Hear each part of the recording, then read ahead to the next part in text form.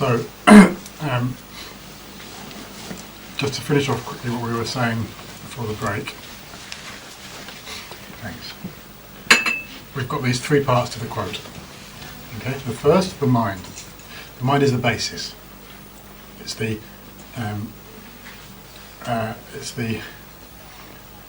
conventional, ordinary way things exist.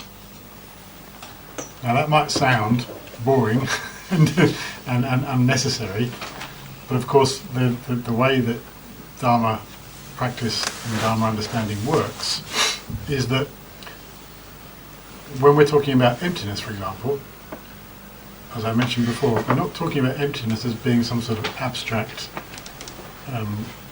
quality or thing which we want to understand. Emptiness is a function or a quality of things. So emptiness, there is the emptiness of the table, or there is the emptiness of the mind, or there's the emptiness of something. We don't talk about emptiness separate from phenomena. As it says, form is emptiness, emptiness is form. It's very important, those four words are so important. Form is emptiness, emptiness is form. What do they mean? They mean that emptiness is a quality of products.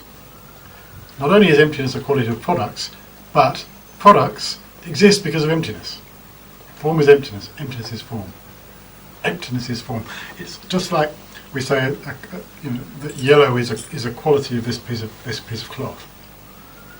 It's not that yellow exists something. You can't sort of point to yellow as an abstract thing on its own, can you? And say, well, this is yellow, and some things are it. Like that's a yellow cloth, and that's a yellow cloth, and then here's yellow. You don't do that, do you? Yellow is a quality of something. Something is yellow. A cloth is yellow, or a phone is yellow, or a room or a wall is yellow. Things are yellow. Yes, you don't talk about yellow separate from things, do you? In the same way, you don't talk about emptiness as separate from things. Emptiness is a quality of things. So, because that's the case, if you don't know things, if you don't know the basis, you're never going to know their emptiness. Jump straight into knowing emptiness without having first of all understood what's empty is a waste of time. It's like trying to know yellow without knowing something which is yellow. Ridiculous. How can you possibly know yellow without knowing the thing which is yellow? That's how you know yellow, isn't it? By recognising that prayer flag is yellow, or this cloth is yellow. That's how you know yellow. So in other words, to know yellow, you've got to know the prayer flag, or you've got to know the cloth, which is yellow. In exactly the same way, in order to know emptiness, to start off to know emptiness, you've got to know what is empty. What is the phenomena which is empty? So, and this is, when you're talking about the three turnings of the wheel, as we are, if you relate it to the three turnings of the wheel, the first turning of the wheel is doing that. It's talking about things, phenomena, what exists and what doesn't exist, and the way it exists. This is suffering. This is the cause of suffering. This is a book. This is a table. This is a person. This is etc., etc., etc. That's what the first means. Having understood that basis, having understood that this is the basis of things, then you can understand that basis is the emptiness of those things. If you don't know the things, how are you going to know the emptiness of them? Emptiness of what? Because emptiness, yellow colour of what? Yes, everything's yellow. All yellow prayer flags are yellow. But without actually pointing to a yellow prayer and knowing a prayer flag, how on earth are you going to know the yellow that they are? You need to know the basis of it in order to know the thing. In the same way, you need to know the basis of phenomena in order to know the emptiness. So the basis is the first thing, and that's the mind. First part of the quote, the mind. How does the mind exist? What is it? What is a mind? What does it do? What are the functions of it? When you know that, you can know the emptiness of the mind. You can then say, well, yeah, this is the mind, but it doesn't truly exist. It doesn't exist the way it appears. The appearance of the mind and the reality of the mind are two different things. So the first part is the basis, the mind, and then the mind is devoid of mind. The mind is not truly existent. The mind is empty of mind, the second part. The third part is looking at why is the mind empty of mind. And again, as I say, you can translate it in two different ways. One is, for the nature of the mind is clear light. When you do it the way I've done it there, translate it the way I've done it there, what you're doing is saying there's a basis, the mind. There's the emptiness of the mind, which is the final nature of the mind. The final way the mind exists, both on its grosser and subtle levels, that it's empty. And then below that is what we call the very subtle mind, or the clear light of mind. Now the clear light of mind, as I mentioned before, is below the gross levels of mind. It's below even the gross levels of mental consciousness. It's below sense consciousness. It's below conceptual consciousness. So all the thoughts and emotions and feelings and so forth. It's below all that. And it's below, and this is very important, it's below, or it's before, or precedes our conceptual misunderstanding of ourselves. In other words, it comes underneath self-grasping and holding on to a self. So what does that mean? Very importantly, it means it's not deluded. You can't have delusions unless you believe in a truly existent self. The root of delusion is believing in a truly existent self. So if you get to a level of mind which no longer believes that, or no longer sees the self as truly existent, there are no delusions in that level of mind. Which is why we call it the Buddha nature, why we call it primordially pure, why we call it the root of samsara, and why do we call it the root of samsara and nirvana? Because what happens from that subtle mind? You go from life to life. Now that subtle mind doesn't just come in. You don't just. It's always there. Obviously, it's always there. But you don't. When you die, all the other gross types of mind dissolve in, and you are left with just the subtle mind. Also, when you go to sleep, that happens. When you sneeze, that happens. When you have an orgasm, that happens. And I think that's. Anyone remember there's another one? I think it's just those three. When you die. Well, die, obviously, yeah. Die, go to sleep, orgasm, and sneeze. I think it's those. I think those are the 4 times. At each of those times, your very subtle consciousness comes out. Everything else dissolves. Now, when you sleep, when you sneeze, when you sleep, when you have an orgasm, it's very quick. It's probably a little bit longer when you have an orgasm, which is why everybody loves orgasms. because on the samsaric level of things, it's the highest bliss we know. You know, from a Dharma point of view, the bliss comes a lot better than that. But from the samsaric level, you know, and why is it? Because for that brief moment, your grosser, deluded, conceptual, ignorant minds dissolve, and you're left with that purity of just the inner mind, which doesn't have a self. You lose a self. For a moment, you lose a self, and it's bliss to lose a self, of course. But why is that? Why is that the basis of samsara and nirvana? Because basically, what happens is, and it happens on all those on those minor occasions as well, but it's more important when it happens at death time. Everything else dissolves down into your subtle consciousness, into your clear light consciousness.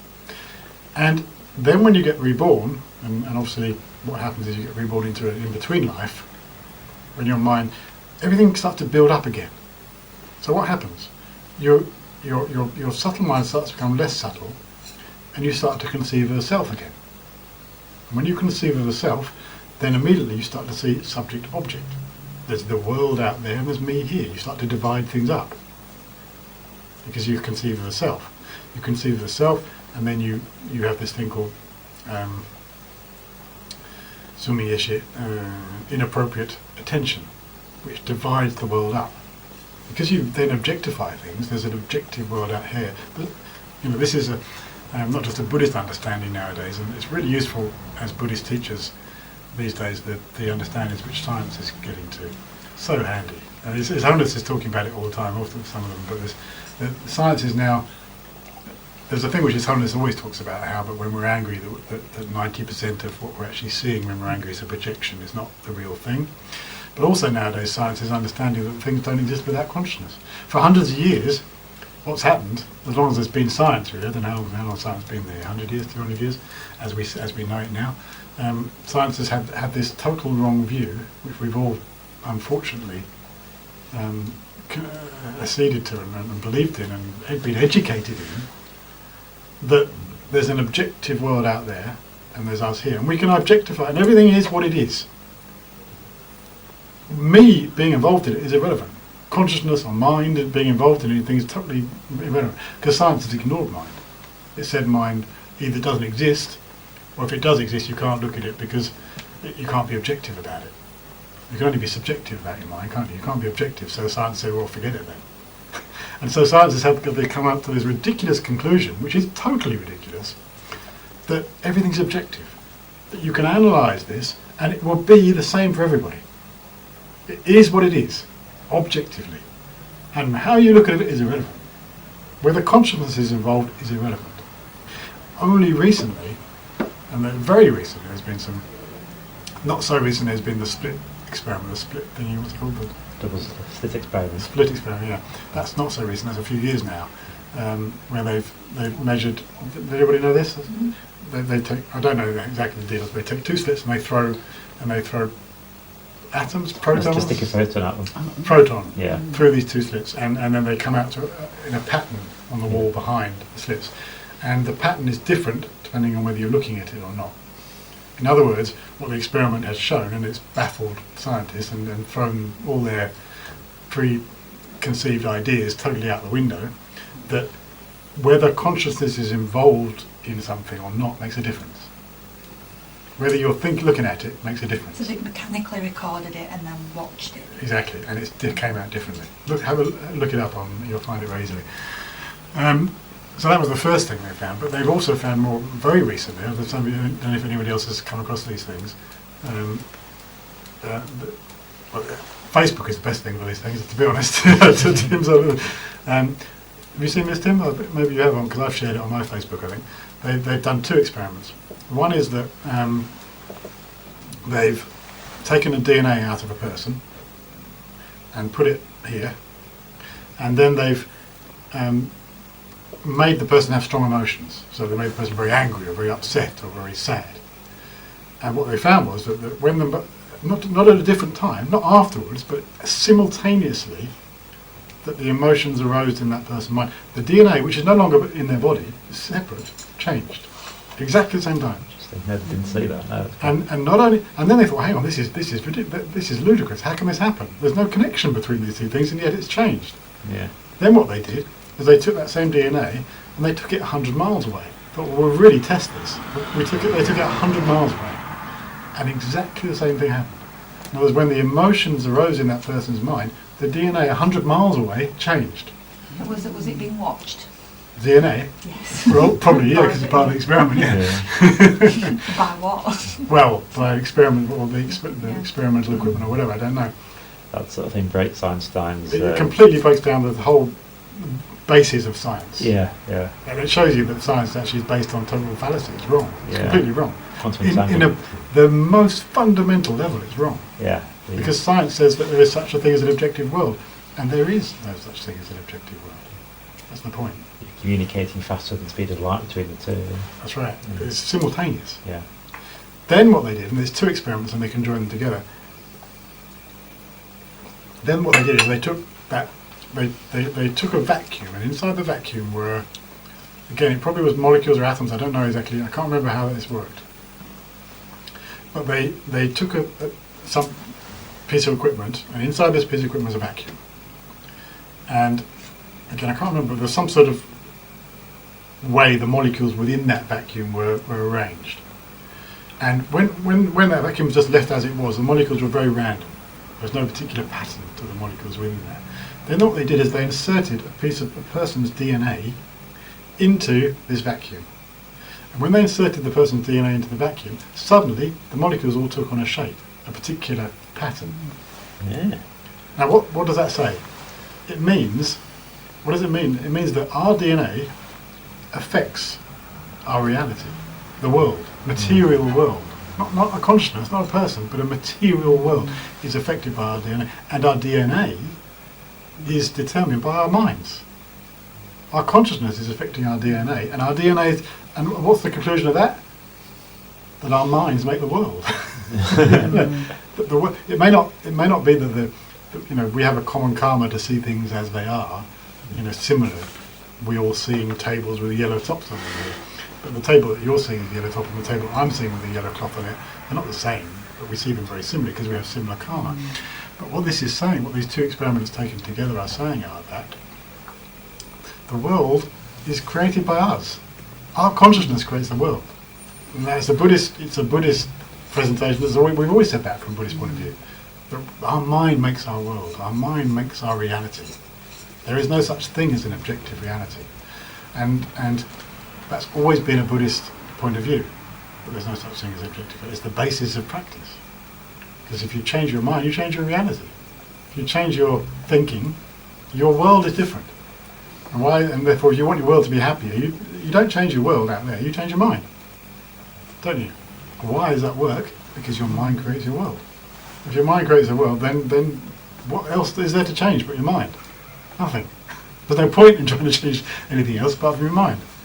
So, and that's always been a Buddhist viewpoint. That's always, for 2,500 years, that's been the Buddhist view. It's only now, and it's literally within the last few months, in fact, that most recent experiment I was talking about, that science is now understanding that, hang on, we're right. Buddhism is right.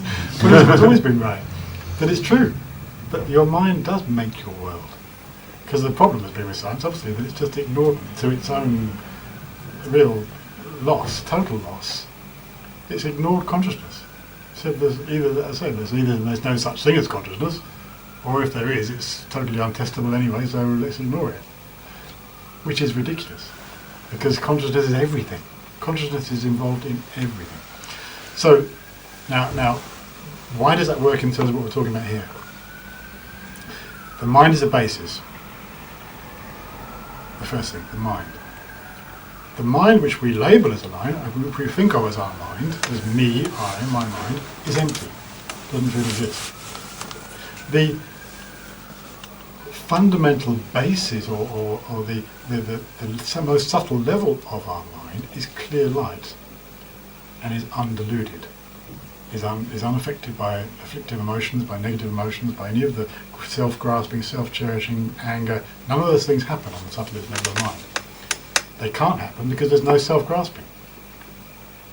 So they say that when you get to the clear light of death, if you can stay in that, you're in a state whereby there's no suffering because there's no cause of suffering anymore.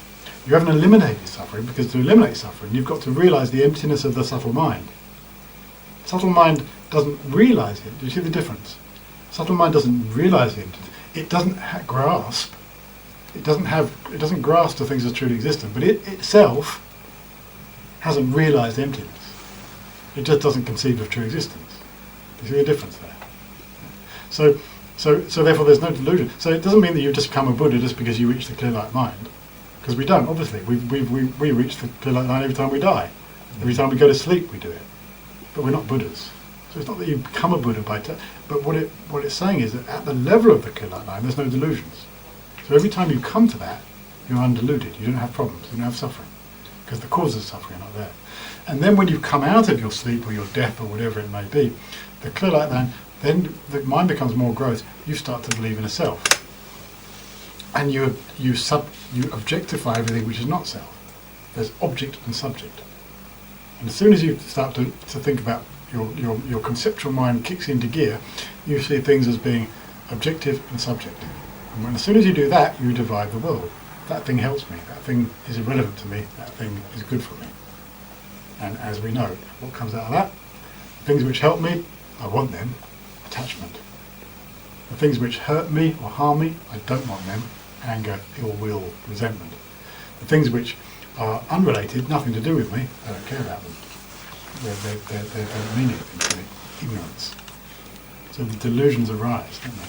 The cause of suffering, our delusions, arise when we start to objectify and subject, make a subject an object. So, therefore, we're creating samsara. Our minds are creating samsara, aren't they? So when they say that both samsara and nirvana arise from the clear light mind, what they're meaning is that from that level of mind, as it becomes more gross, it creates the world. And out of creating the world, you create delusions, attachment, jealousy, pride, anger. They all come. And therefore you create samsara. Because you create your vicious circle of suffering, of cause of suffering and suffering, again and again and again, all arising out of that clear light mind. However, as we've said, the clear light mind itself is not samsara, because it doesn't self-grasp. It doesn't have delusions on it. So if you can, and this is where the third part of this quote comes in, and where we talk about this, and where the third turning of the wheel is relevant, if you can use that level of mind in practice, you're working from a basis where you have no delusions. You're working from a level of mind whereby there's no problem, there's no self-grasp. So if you can use that, then you're talking about a very powerful way to practice. If you can meditate on the clear light mind, if you can meditate, and this is the whole basis, it's the basis of Tantra. In the two levels of those of you who know about Tantra, there's the generation stage and there's the completion stage. The generation stage is really just getting ready, isn't it? Generation stage is hugely difficult because you've got to visualize all these amazing things.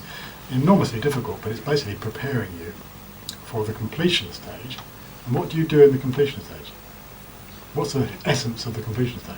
Wins and drops, so you're moving them into the central channel. You're activating the clear light mind. Yeah. That's what you're doing. You're intentionally bringing the clear light mind into your meditation and meditating on it.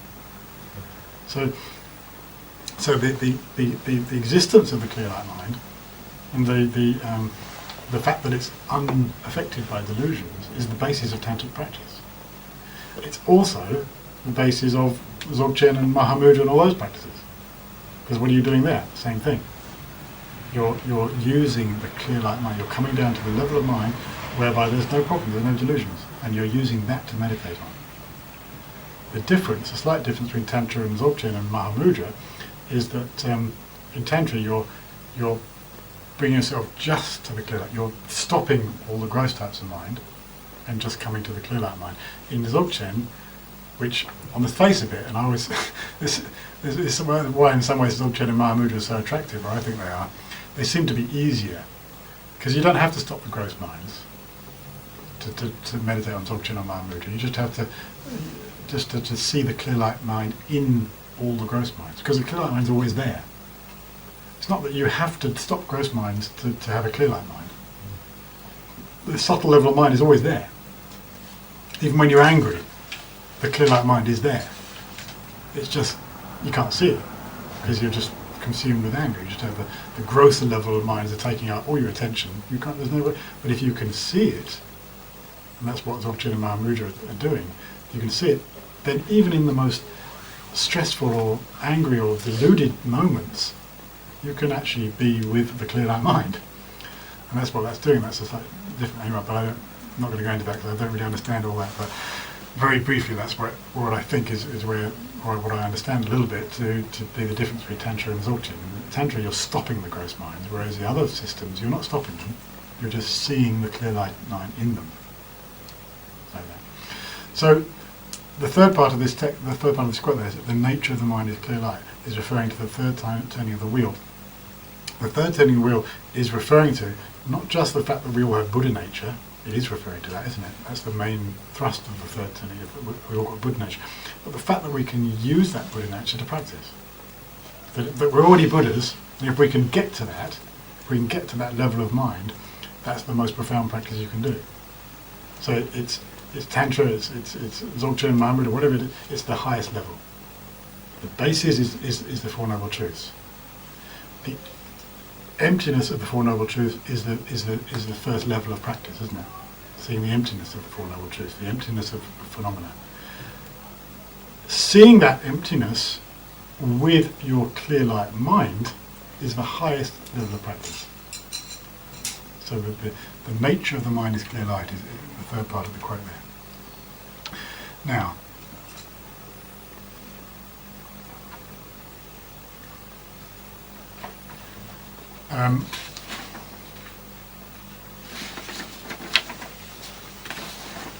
we're going to go through those three levels then. The first is, well, let's go through just the very first bit there. So underneath the quote, you've got this quote can be divided into three parts. What's the first way we can divide the quote? The mind, the first part of the quote, the mind, what does that refer to? The conventional level of reality. Tables, chairs, minds, books, people, houses, normal things. Conventional level of reality. That's what the first part of the quote is referring to. The mind is devoid of the mind. What does the second part of the quote refer to? The ultimate nature of phenomena. So tables, chairs, people, houses are empty, but they don't truly exist. The ultimate nature of all phenomena is that they're empty. So the second part of the quote is referring to the ultimate nature. The third part of the quote is referring to the natural nature of things, because underneath all that, underneath the conventional nature and the ultimate nature, is the fact that the natural state of the mind is already a Buddha. It's already enlightened. So this reference to the clear light mind is from Prajnaparamita Sutra, rather, the second turning sutra. This whole quote is from the Prajnaparamita. Yeah, so it incorporates the third turning as well. Well, yeah. All in the Four Noble Truths, you'll find things which refer to emptiness as well, Yeah. and refer to the clear light mind. So all the three turnings of the wheel have bits of the other ones in them. Right. But the main point of each turning of the wheel is different. Yeah. The main point of the first one is the basis, second one is the emptiness, the third one is the Buddha nature. Right. Is the first mind, the conventional mind, that we're talking about objects within the mind rather than mind? Because we're saying... It's both. The conventional is everything which we normally think of. So the mind and its objects, everything apart from the clear light nature of mind and the emptiness of the mind. So it's everything which we normally think of as mind is the conventional mind. We conventionally think of as mind, which are objects within the mind, aren't What is with the mind itself, all the way, the emotions, the feelings, they're all the basic, the first level. Yeah. Make sense? It'll make more sense when we come. Thinking because it's almost like saying the conventional mind. If you think of the sight sense, that we think that the yellow cloth is part of the sense. It's been perceived by sight, but it isn't sight. But we're saying the objects within the mind, we're identifying as mind in this conventional sense. No. They're both. The objects, we're not saying that the objects are all part of mind. Objects are separate from mind on a conventional level. On a conventional level, there are tables and there are minds which see the table. There's also the appearance of the table. Now that's part of the mind. We'll get to that when we look at it, but there's the appearance of the table, and the appearance of the table to the mind is part of the mind, not the table. The appearance of the table is not the table, is it? No. The appearance of the table is what the mind is thinking is the table, but actually isn't the table. It's just an appearance, and that's in the mind. But the table itself isn't in the mind. The table is the object of the mind. So when we're talking about conventional things on this level, the table is conventional, the mind is conventional, all the normal things which we conceive of and know are conventional things. Make sense? it'll probably be clearer when we get to the things on it. Yeah, I'd have a concept of table or anger or whatever. I would have separated from mind even in the conventional sense. Where is the concept of a table? Not the table. It's not the table. It's not table, is it? No. And the table, seeing the table's not sight, is it? They're separate. It's like seeing the table is sight, but the table, which is the itself object, is not the sight. No. It's the labeling. It's the concept. It's the labelling of the table that isn't the sight. So are we saying that the labelling table is mind in this conventional? The concept of a mind is something the concept of a table is something which happens in the mind. No, it's not the mind. Right. But it happens in the mind, not out there. So it's a concept. It's not mind, but it's within the mind. And we're keeping that concept separate from mind in the conventional. Yes, In this yes, number one. yes, Right, yes. okay, Yeah. that was my question. So conventional, ultimate, and natural. That's the first way of dividing these three things. The second way of dividing them, as I've already mentioned, is in terms of the first, second, and third turning of the wheel. The mind is the basis of everything. So all phenomena are condensed. We know that. Hopefully you know that. That all phenomena are condensed within the Four Noble Truths, aren't they? There is nothing which is not found within the Four Noble Truths. Can anybody think of anything which is not in the Four Noble Truths? Is there any phenomena which exists which is not included within the Four Noble Truths?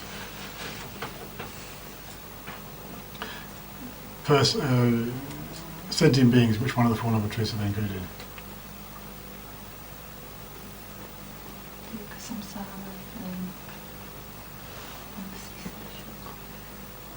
Okay. Being Well, looking at First the truth noble of truth. suffering. Yeah, they're suffering, aren't they? Yeah. Sentient beings. Anger, which one of the Four Noble Truths is that? Samsara. Second one. No, the second Or- one. or- Second one. Second one, it's the cause. The cause. The cause. The Buddha's mind, Third one. third one, Third one's- has been third. And bodhicitta, Fourth. Fourth. Oh, one. Where would you put space and time? it's made in the first one. The first one. Called samsara. Yeah. So everything which exists can be one of the Four Noble Truths. It's all, everything which exists comes into the Four Noble Truths. So on the conventional level, emptiness also is in the Four Noble Truths, of course, isn't it? But basically, the Four Noble Truths are the basis. The second turning of the wheel, what it's talking about, the emptiness of everything, nothing's truly existent, it's all empty. That's the ultimate level, yes? And that's the second level, and that's the void of mind, the second part of the quote, and the second turning of the wheel. The third turning of the wheel is talking about Buddha nature. And what's Buddha nature? It's the clear light nature of our minds, isn't it? This most subtle, this level of mind. The three recitations of the Four Noble Truths. Now, does anybody know what the three recitations of the Four Noble Truths are?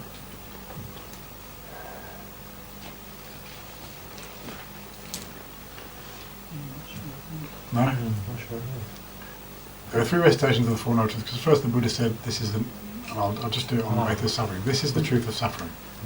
The second recitation was, suffering should be known. This is the truth of suffering and it should be known. The third recitation of the Four Noble Truths said, this is the truth of suffering, it should be known, but there is no suffering. Those are the three recitations. He does it for each one of the Four Noble Truths. It's in the sutra, isn't it? Yeah. Yeah. So, now from that point of view, this is the truth of suffering is what? That's the basis, yes? The mind. It's the basis of everything. This Yeah. is the truth of suffering. The second one says, this is my trying to twist things a little bit. It doesn't quite fit as well as I wanted it to. But the second recitation says, suffering is to be known. Now, suffering to be known, in order to know suffering, is to know the truth of suffering, know the nature of suffering. What is the nature of suffering? What's the ultimate nature of suffering? Oh, just make sure. It is empty. It's empty, Exactly, yeah, it's empty. yeah. So the ultimate nature of suffering is that it doesn't exist. Yeah. So that's the second recitation.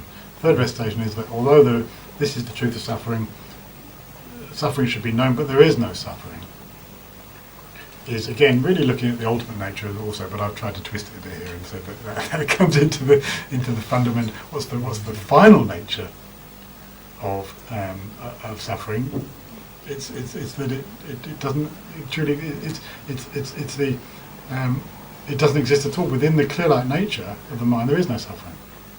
Suffering is to know, but there is no suffering, because from the basis of the very subtle mind, there is no suffering. At that level, there is no suffering. Suffering only happens on the grosser levels. So again, that's a little bit of a twisting thing. It's not that correspondence between the recitation of the Four Noble Truths and those three parts of the quote is not. I'm not taking that for any text. I'm just sort of adapting it. So don't quote me on it, please.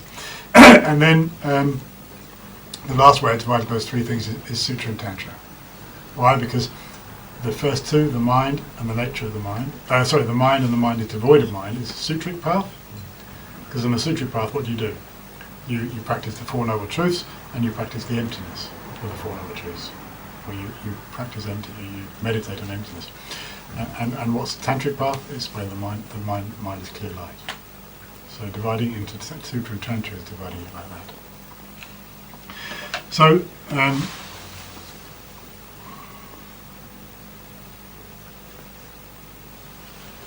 let's go on to the first bit of this then.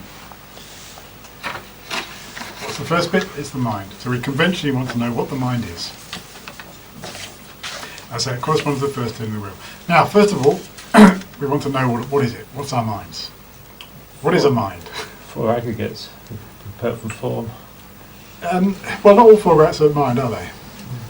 If you divide four aggregates, you've got form, feeling, discrimination, compositional factors, and consciousness. The aggregates, apart from the form aggregates, presumably the mind. Not all compositional factors are mind. Right, okay. So not all of the, three of them are definitely. Yeah. Compositional factors has mind bits and non-mind bits. Right, okay. So, I didn't know that. First of all, I suppose, if you want to know what is it, what is our minds, how do you define mind? Who knows the definition of mind? Clear and knowing. Clear and knowing. Clear and knowing. That's the definition. That's how we define a mind. Something which is clear and knowing. Now, what does it mean to be clear? What's the, out of that definition that the mind is clear and it knows, what does it mean to say a mind is clear? Why is the mind clear?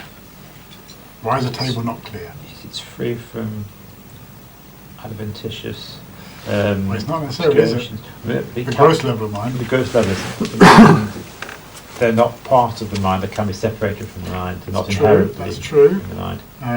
But again, the gross level of mind is definitely not separated from them, are they? To go in the gross level Here, of mind. when we're giving the definition of clear and knowing to mind, we Yeah. mean every part of mind. Right. If it is a mind, when we're talking about definitions, and if you've done a bit of Dura, you know, when we're talking about definitions and definitions and names, Yeah. whatever is the definition must be the name, and whatever is the name must be the definition. Yeah. So Yeah. whatever is mind must be clear and knowing. Yeah. And whatever is clear and knowing must be a mind. Whatever it must include all levels of mind, even anger. Yeah. Is clear and knowing. Right.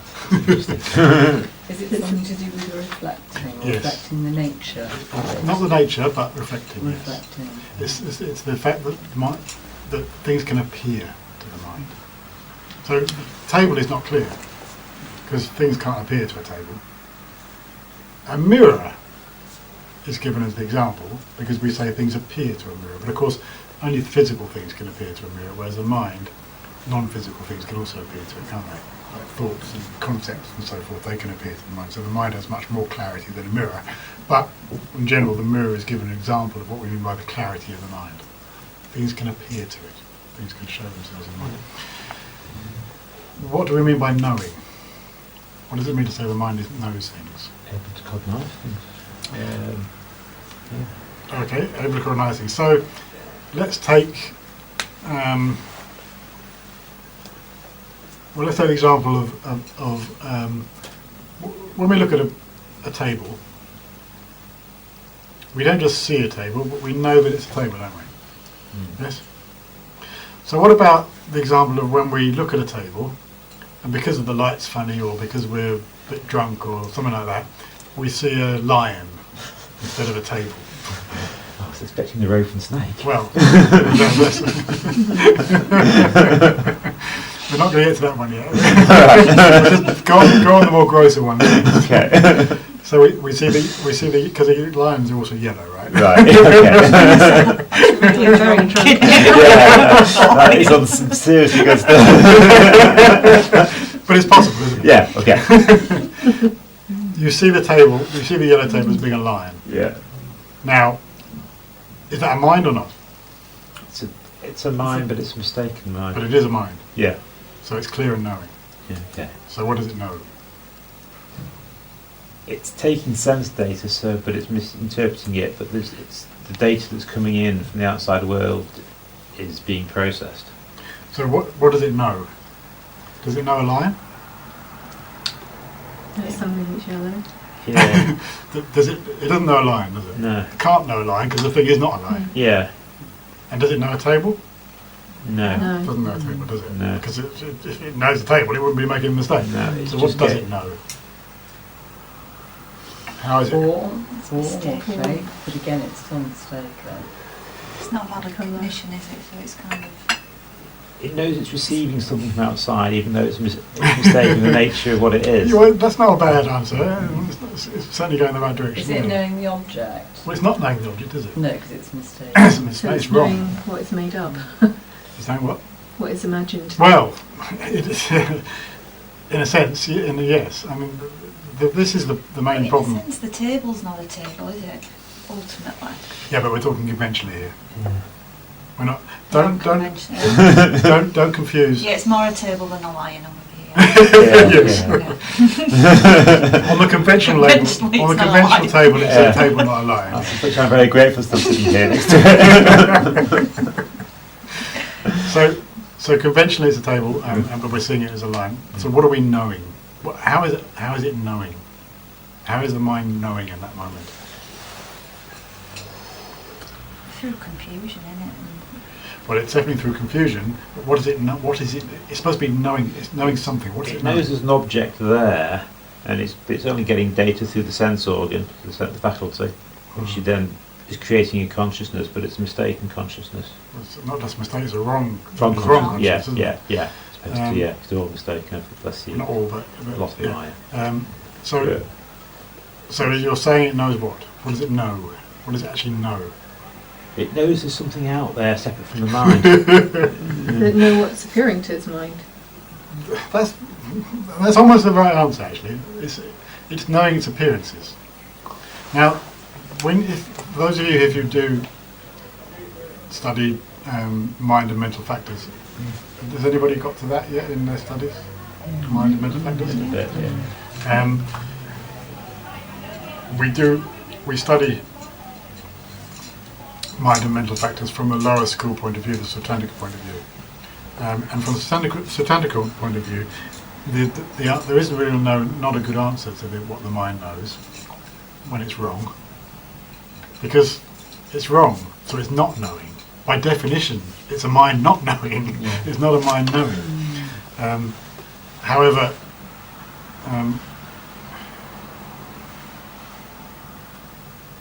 just a little sideline here.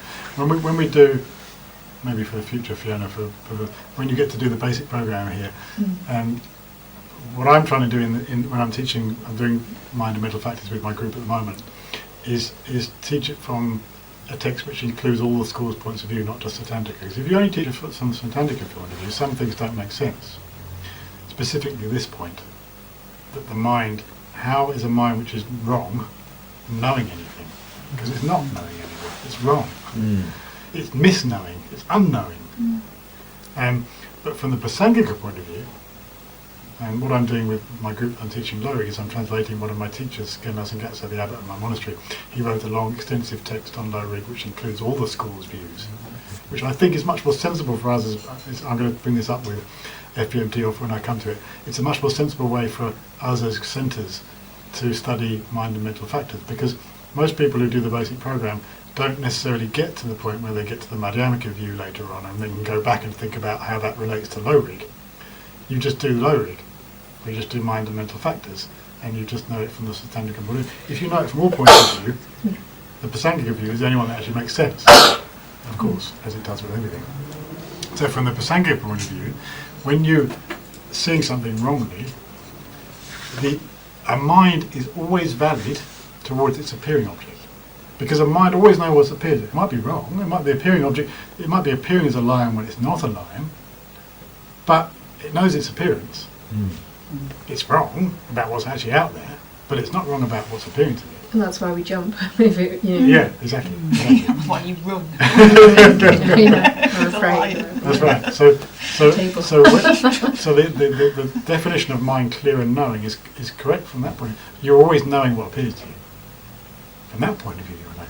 Or there's another way of explaining it, and that is that there's a quote from Sutra which says, "The mind is never a hidden object to itself." Mind always is aware of itself. even if you're wrong about everything else, even if you're seeing a table as a lion, you're still seeing your mind seeing that, aren't you? The mind is still seeing itself. Is that to the level of awareness then? That's awareness, Yeah. in terms of awareness. But the mind always has some degree of awareness of itself. Mm. Yeah. Even it might be very buried under drink or drugs or whatever. It might be totally. Yeah, I'm thinking, do you know, when you see a bit of fluff as a spider, I do that all the time. And even if you're not narrating that, oh, I think that's, you react, don't you? Yeah. So there's You're always aware something. that that's Exactly. Exactly. So you're always knowing your mind, aren't you? Yeah. To some degree. And that's the quote from Sutra. It says the mind is never a hidden object to itself. So going back to the mental factors, would it be the discernment in terms of seeing the yellow table as a lion? No, here we're not referring necessarily to mental factors here, because mental factors are we'll talk about them when we get to them, but mental factors are colouring the way we see something. But here we're talking about the main object, not mental factor. Right. We're seeing it as a lion.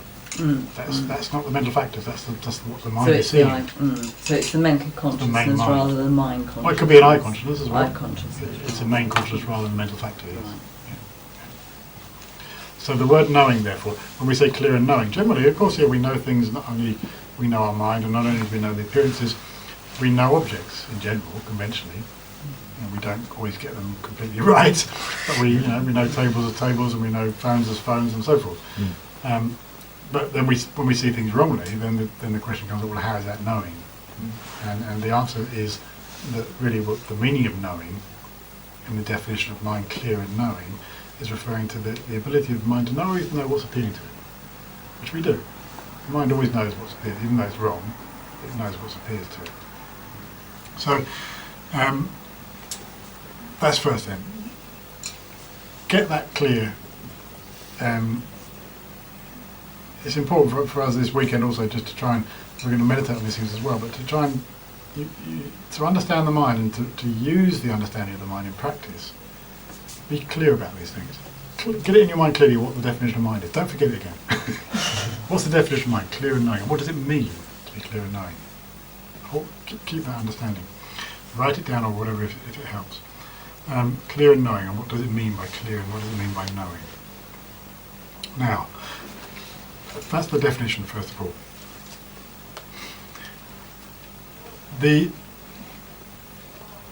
Following the definition of mind, we're now going to divide the mind out into basically, in order to understand any phenomena, whether it would be a physical object or whether it be our mind, whether we're looking into the nature of the way things exist, we need to look at from different points of view to understand. We look at what brought them into existence. What's the cause of something? What brought it into existence? What are its functions? What does it do? What tables? For example, a table can hold something. We can put things on tables. They've got legs. They function in order to be able to hold things up. That's a function of a table, isn't it? So we look at the function of things. We look at the cause of things. What's the cause? If it's a wooden table, it's a tree. Well, it was once, or these days more like fabricated wood. What's the not real wood? Wood chip or something. Yeah, whatever. But anyway, at some point it was a tree, and also the person who made it into a table was one of its causes. You look at things. How do they exist? By way of their causes, by way of what brought them into existence. And then you look at the entity of something. Now the entity of something is, what is it? Well, the table is something which has 4 legs and a top, isn't it? It's basically a simple enough definition of a table, has 4 legs and a top, and holds things up. So you look from those 3 points of view. You look from what brought it into existence, from what it does, and from what is its entity. Cause, function, and entity. Now we're going to do that therefore with the mind. So, in terms of those 3 things, the division of mind into different things here is really from the point of view of function and entity. The cause of the mind, we will look at this as we go along, what the cause is. Just to briefly give the overview of the three things here, if we categorise into cause, function and entity. There are many things which cause mind, but the substantial cause of mind is what? Previous moment of mind. Yeah. Which is very important, isn't it? It's such a vitally important thing to understand. Only mind can cause mind. The substantial entity of mind can only be, the substantial cause of mind can only be a mind. Because it's the proof of past and future lives. Because the first moment of your mind in this life didn't just come from nowhere. It came back, it's an impermanent phenomenon. All impermanent phenomena come about due to causes. They don't arise from nothing. In our Buddhist presentation of things, there is no creator God. And in fact, when you look at the in the studies we refute the possibility of there being such a thing as a creator God, not from the Judaic Christian point of view, because that didn't exist in India in the Buddhist time, or in the time of Nalanda or whatever. But there are Hindu positions which talk about creator gods, a God who made everything, made us and made everything else. And if you apply logic to that and investigate into that, it's a totally ludicrous, doesn't hold up at all. The idea of a creator God. It's nonsense for there to be. Why? Principally because everything which we know, not everything which exists, but everything we know is impermanent, isn't it? Everything changes moment to moment. And the fact that things change means that they come about because of something. So if God is creating us something, then someone must have created him as well. because he's impermanent as well. So anyway, I'm not going to go into the full logic of why there's no God, but we don't assert a creator God within Buddhist teachings. If we did, then we'd say, well, your mind could have come about from God. He just made it. For it wasn't there, and then it was there. But we don't believe such things, and we don't think, and we don't feel, and it doesn't make any logical sense from our point of view. So therefore, the mind didn't just suddenly arise from nowhere. It came from somewhere. Now, it didn't come from our parents, because if it came from our parents, then somehow their minds must have gone into ours, because it's not their body. Our body comes from them, doesn't it? Our body arises from the sperm and the egg of our parents, so our body arose from that, and it grew out of that. But that's not our mind. So if our mind came from our parents, then somehow either our parents must have lost a bit of their minds, which is possible. Lost a bit when we were born, or somehow what is their mind must have, the entity of their mind went into our mind, and somehow if that was the case, we would be identical to our parents actually. At least until causes and conditions which change things a little bit, but basically we'd be the same person. We changed. As we grew up, we changed because the things that are happening to us are not happening to our parents. But from when we were born, we would be the same person, and we're obviously not. From the time that kids are born, they're different. We're different from our parents. So therefore, the mind, where does it come from? So we say the mind must have come from previous moments of mind. And we also say, from the point of view that the mind is non-physical and the body is physical, that the mind being non-physical, the previous moment which created the first moment of mind in this life, must have also been non-physical. Because that's the substance of it was a non-physical thing, not a physical thing. So the bodies of our parents, or the sperm and egg or whatever, they didn't create our mind. It's unless, I'm sure most of you have heard, it's unless talks about this and says, he asked some scientists or some, I don't know if they're medical doctors or whatever, he said if all the conditions for birth come about perfectly, so there's a sperm, perfectly good conditioned sperm, whatever a good conditioned sperm is, good conditioned sperm and a good conditioned egg, and the womb is just perfect, everything's perfect, and you put the sperm together with, will there necessarily be a person, a life? And the doctors or scientists or whoever, well, they said no, that doesn't always happen. Everything can be perfect, but still life doesn't come about. So then Isanda says, well, then there must be another condition. And there mustn't there? Because if it was the sperm and the egg and the womb and everything being perfect that brought about, if that was it, That's all you need to produce a life. Then it should happen every time they come together. If it doesn't happen, if it ever doesn't happen, if even once it doesn't happen, what it means is there's another thing which is affecting that situation, another factor. You see what I mean? There has to be another factor, because otherwise it would inevitably happen. And if it doesn't inevitably happen, there's a reason why it doesn't inevitably happen. So, although that's not establishing 100% that therefore there's a mind, what it is establishing is there's something else. It's not just the sperm and egg which makes life. Something else is involved. Because otherwise you'd always get... So he sometimes uses that as the example in terms of establishing that mind is the cause of mind. So in terms of... Couldn't there also be an argument there about primary and secondary conditions? Sorry, just to play devil's advocate. Well, here we're talking about the substantial cause of mind. Obviously many things are the cause of mind. When you're looking at a table, the table is one of the causes of the mind looking at a table. It's not the substantial cause, because the substantial cause is the entity of the last moment. The entity goes into that. So the substantial cause of a table is the tree, isn't it? Because the entity of a tree, the substance that was the tree, went into the substance, which is the table. Now, the person who made the table is another cause of the table. He's not the substantial cause, but he's the cause of the table. There are other causes, but the substantial cause is that. So the same with the mind. The substantial cause has to be a moment of mind. There are many other causes, as we said. The mental factors, whether you're angry, whether you're happy, whether you're sad, if you're in a good mood or a bad mood, the things you're looking at, they're all causes, but they're not the substantial cause of mind. So, therefore, the mind comes into mind. Now, we're going to do some meditation. I say we really want to use this weekend to be able to experientially see the mind as well as just look at it theoretically. There are various different ways of meditating on the mind. There's the looking at the emptiness of the mind, which we're going to do tomorrow. There's looking at the clear light nature of mind, which we'll also try and do at some point. And there's first of all, we're going to start as we proceed with our three levels here. The way we're going to do it is this: we're going to start meditation-wise with looking at the mind on its normal level, on its conventional level.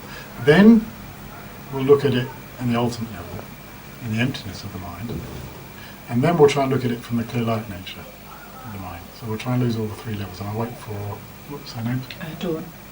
Dawn. I'll wait for Dawn to come back for us to explain what we're going to do.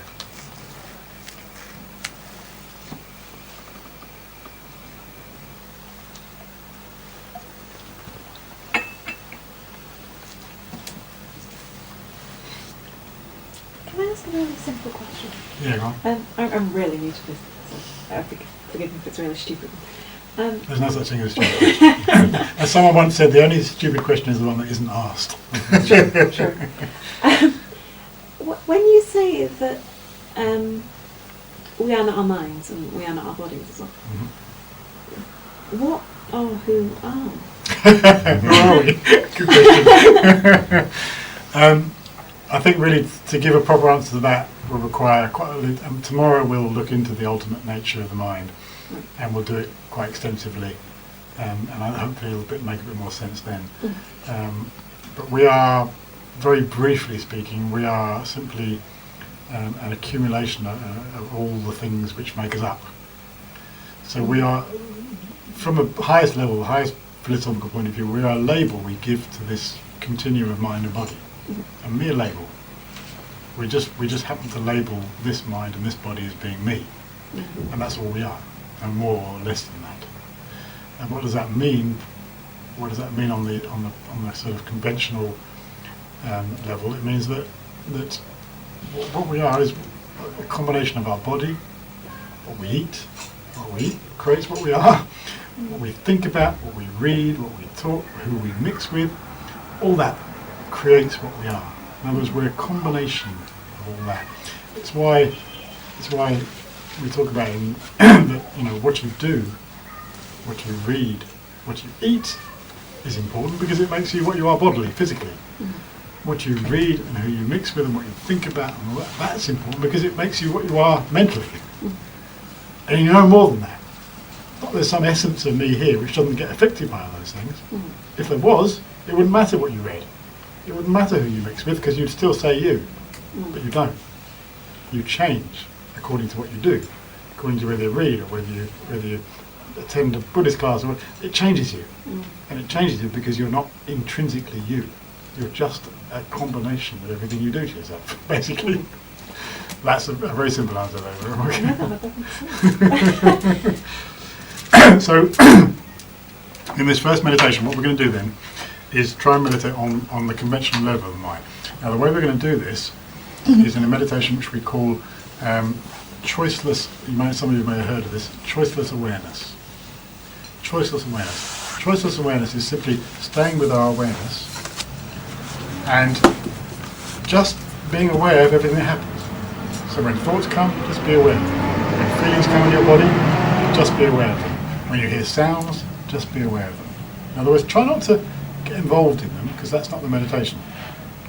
Don't get lost in the thought or lost in the sound or lost in the sensation because then you're not meditating. Be there, aware, just be aware of everything that's happening to you. In your mind, most of the things are in the mind, obviously. But occasionally there'll be physical sensations when you're feeling uncomfortable, or there'll be sounds when someone drives past. There'll be things happening to your sense consciousness. But the majority of things that happen to us are our thoughts. So just sit in meditation and just be choicelessly aware of everything that's happening to you. Without reacting to it, without following it, without being involved in it, just be there with it. Okay? Sort of make sense? Alright. So let's do that for about 10 minutes. Just start for the first couple of minutes just with watching the breath. Spend a minute or two just watching the breath.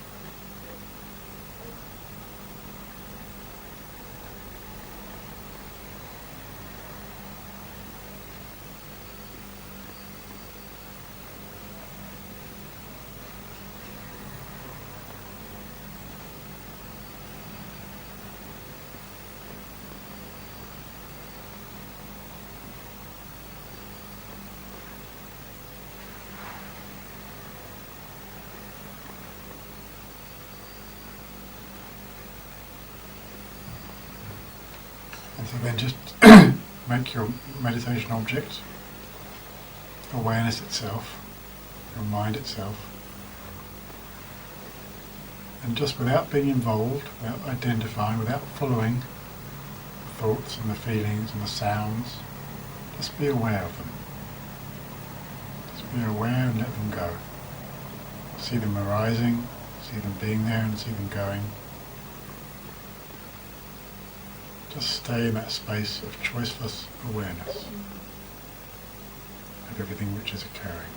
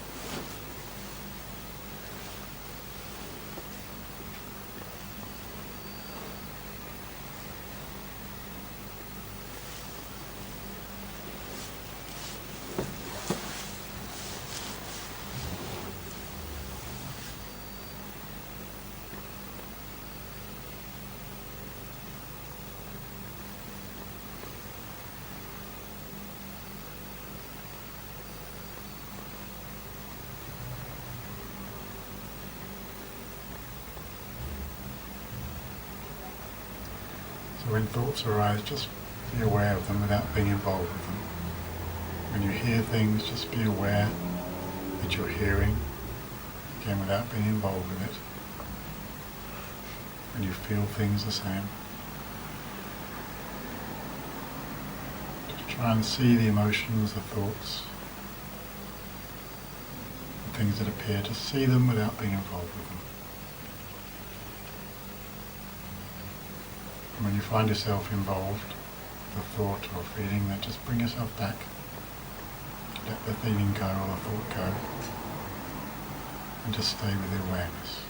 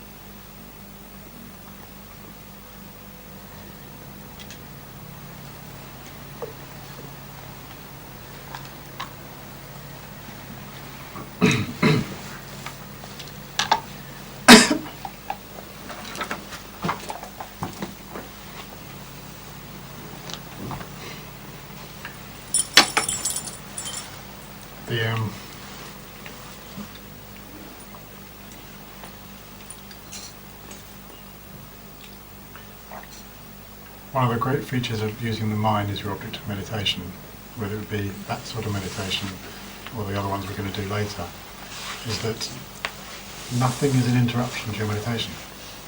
Everything is part of your meditation. There can be, as there is, a drill out there, and that's part of your meditation because it's part of your awareness. Because you're just meditating on awareness. You're not trying to focus yourself on the breath or an object like that, and therefore the drill is interrupting you. No, the drill is part of your meditation because it's part of your awareness. So it means anything that happens during your meditation actually should make your if you get it right, it'll make your meditation stronger. Because it's bringing you back to the fact, oh, I'm only knowing that because I'm aware. If I wasn't aware, I wouldn't be hearing the drill. So it brings you back into your awareness, and that's what's nice about using the mind as an object like that. Okay, so lunchtime.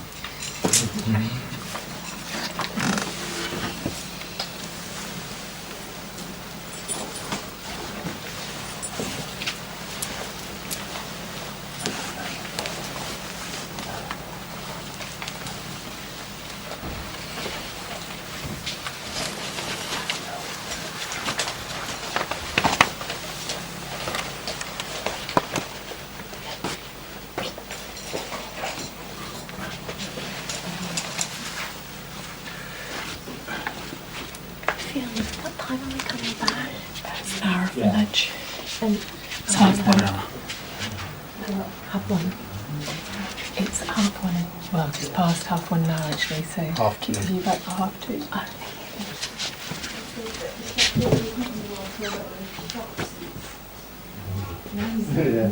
Yeah. Yeah.